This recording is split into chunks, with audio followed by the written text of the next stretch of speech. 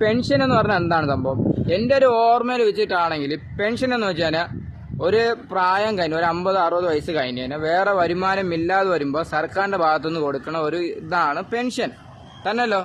പക്ഷേ ഇവിടെ വെച്ച് നോക്കി കഴിഞ്ഞാലുണ്ടല്ലോ, ഈ പെൻഷൻ വാങ്ങിക്കുന്ന ഒരു കൂട്ടം ആൾക്കാരിലും പകുതി ആൾക്കാരും പണമുള്ളവരും വലിയ വലിയ നിലയിലിരിക്കുന്ന ആൾക്കാർ, അവരവരെ മക്കൾ നല്ല നല്ല പൊസിഷനിൽ നിൽക്കുന്ന ആൾക്കാരൊക്കെയാണ് പെൻഷൻ വാങ്ങിച്ചുകൊണ്ടിരിക്കുന്നത്.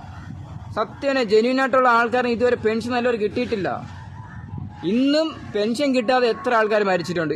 ഇതേ സർക്കാർ ഭരിച്ചുകൊണ്ടിരിക്കുമ്പോഴാണ് പെൻഷൻ കിട്ടാതെ 5 മാസം പെൻഷൻ കിട്ടാതെ ഒരു മനുഷ്യൻ തൂങ്ങി മരിച്ചത്. ഒന്ന് ആലോചിക്ക്. അർഹതപ്പെട്ട ആൾക്കാരനും പെൻഷൻ ഇല്ല, അർഹതമില്ലാത്ത ആൾക്കാരനല്ല കറക്റ്റായിട്ട് പ്രോപ്പറായിട്ട് എല്ലാ മാസം പെൻഷൻ പോടും. മുഖ്യമന്ത്രി വിളിച്ച് കൂട്ടിയിട്ടുണ്ട്. ഈ ന്യൂസ് എങ്ങനെ ലീക്കായെന്ന് ചോദിക്കാൻ വേണ്ടിയായിരിക്കും. കറക്റ്റുള്ള ആൾക്കാരെ കണ്ടുപിടിച്ച് പെൻഷൻ കൊടുക്കുന്നവരാണ് നല്ലൊരു സർക്കാർ. എന്താണ് സർക്കാരും കൊള്ളാം, ഭരിക്കുന്ന